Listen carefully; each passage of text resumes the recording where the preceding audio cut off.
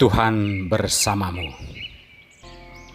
Inilah Injil suci Yesus Kristus menurut Lukas, bab 11 ayat 42 sampai dengan 46. Lalu Yesus berkata, "Tetapi celakalah kamu, hai orang-orang Farisi, sebab kamu membayar persepuluhan dari selasih, inggu, dan segala jenis sayuran, tetapi kamu mengabaikan keadilan dan kasih Allah. Yang satu harus dilakukan, dan yang lain jangan diabaikan.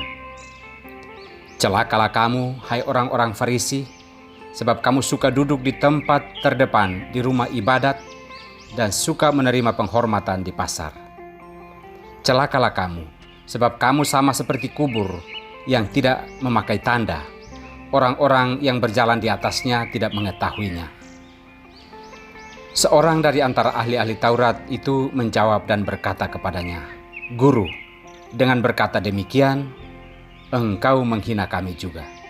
Tetapi ia menjawab, "Celakalah kamu juga, hai ahli-ahli Taurat, sebab kamu meletakkan beban-beban yang tak terpikul pada orang, tetapi kamu sendiri tidak menyentuh beban itu dengan satu jari pun."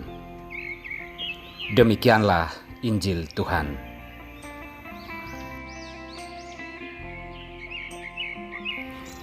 Mereka begitu, engkau begini, sama saja. Inilah sampan, santapan pembangkit harapan, bersama saya, Pater Domigevi SVD. Saudara-saudariku terkasih, membentuk hidup sendiri tidak mesti berasal dari hal-hal baik yang kita konsumsi dari realitas. Kita juga bisa belajar membentuk hidup kita dari hal-hal kurang baik yang kita saksikan atau kita alami sendiri. Sekarang tergantung saja cara kita memandang hal-hal yang kurang baik itu. Apakah untuk pembelajaran kita atau untuk menegaskan keburukan orang lain dan menegaskan kesucian serta kebaikan diri kita?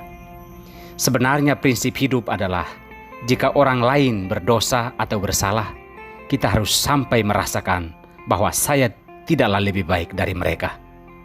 Mereka begitu, aku begini, sama saja. Kita semua butuh pertobatan. Saudara-saudariku terkasih, ketika Yesus mengecam orang-orang Farisi dan kemunafikannya, para ahli Taurat merasa tersinggung, seolah-olah mereka juga dianggap tidak baik.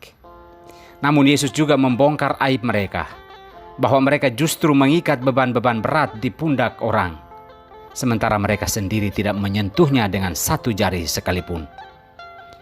Yesus mau mengingatkan mereka untuk belajar membentuk diri agar tidak jauh lebih buruk dari praktek hidup orang-orang Farisi, bahwa kejatuhan orang lain dalam dosa, penderitaan orang lain tidak mesti membuat kita bangga atau bangga atas kesucian diri kita.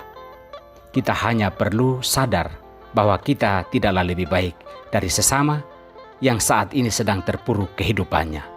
Maka kita pun perlu bertobat.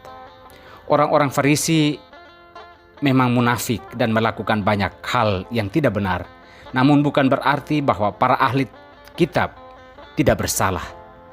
Sama-sama sebagai manusia, kita memiliki kesalahan yang sama dan kita sama-sama membutuhkan pertobatan. Saudara-saudariku terkasih, Paulus membuat daftar dari perbuatan daging dan perbuatan roh. Untuk mencapai kesadaran ini, kesadaran hidup yang benar, kita perlu hidup dari Roh Kudus. Roh yang membimbing kita untuk melakukan hal-hal yang benar dan baik menurut kehendak Tuhan. Kita semua berada dalam kutukan dosa yang sama, maka sikap bertobat dari kedagingan adalah hal yang utama. Bukan mencari alasan untuk membenarkan diri di hadapan Tuhan. Mereka begitu, kita begini, sama saja. Marilah kita semua sama-sama bertobat. Tuhan memberkati kita semua.